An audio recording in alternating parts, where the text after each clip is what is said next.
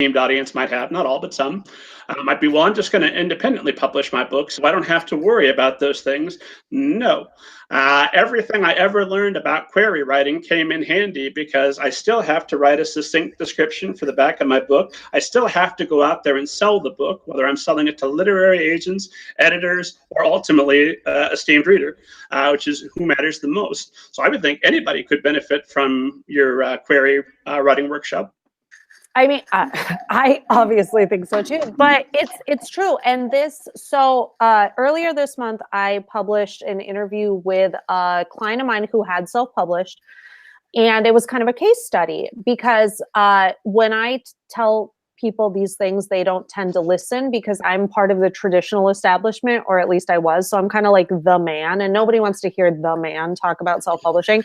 So I let my man, you are working with self-published authors, right? Yes, I work. So you're an advocate. Yeah, I work with self-published authors all the time. But the reason I wanted to do this interview was the client came to me with a lot of really great experiences and talking points that I would love to transmit to people, which is that even though you're sort of circumventing the traditional publishing piece, when you self-publish, you still have to pay attention to what publishers are doing, how they're packaging books, how they're, because now you are the publisher and you're competing with them. And reader tastes, reader standards have been, for better or for worse, set by those traditional publishers where readers are just more familiar with their products. You're new to the game. You have to convince somebody to spend their book buying dollar. And so you have to look at okay, what choices am I going to make for cover design?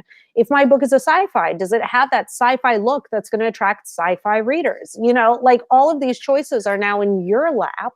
And I think that's wonderful for the right person. But if you're just going to self-publish because you've been rejected too many times or whatever, and you think that this is your shortcut to getting your work out in front of readers, the tough lesson that a lot of people learn is that you're no longer a writer. For the most part, you still have to write, and you have to write your next installment, but you become a marketer. You have to figure out how to write a great, compelling back cover blurb, like you were just saying. You have to hire an editor to make sure your stuff is ready to go, because writers are always pretty bad. We're all bad judges of our own work, no matter what our creative sort of output is. We just have blind spots. And so usually when you get into a traditional publisher, they provide all of those things. They provide the cover designer, the editor, the marketing, the distribution, all of that. When you self-publish, those are all hats that you suddenly have to wear, and it can be a really big learning curve. So this self-publishing case study for Scavenger Scout, which was a picture book that one of my editing clients self-published, it was a really, really fascinating interview about kind of the hard knocks she learned going through that process. So if anybody's curious, it is a picture book, but a lot of the things that she sort of talks about can be widely applicable. So I would check it out. I loved reading the interview. This makes me think I should plug an upcoming episode. We're going to have Susan K. Quinn on here. And Susan K. Quinn is one of my favorite writers. And she is an indie publishing master. She is the author of the Indie Author Publishing, I think it's the Indie Author Survival Guide. And For Love or Money, I believe, is the second craft book she's written, and she's just impeccable. So those of you who are interested in considering self-publishing, come on back for that. Although I'm a big believer in using the term indie publishing anymore as opposed to self-publishing. Because self-publishing implies that it's just me doing this, and I'm doing a lot. I was wearing my writing hat first thing this morning. I got my word count. Now I'm wearing my marketing hat.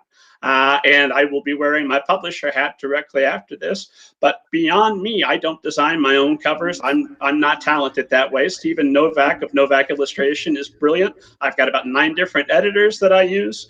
And I also employ some different people to help me with marketing, and have been looking at possibly hiring a PR person to do the things I just plain don't have the time to do.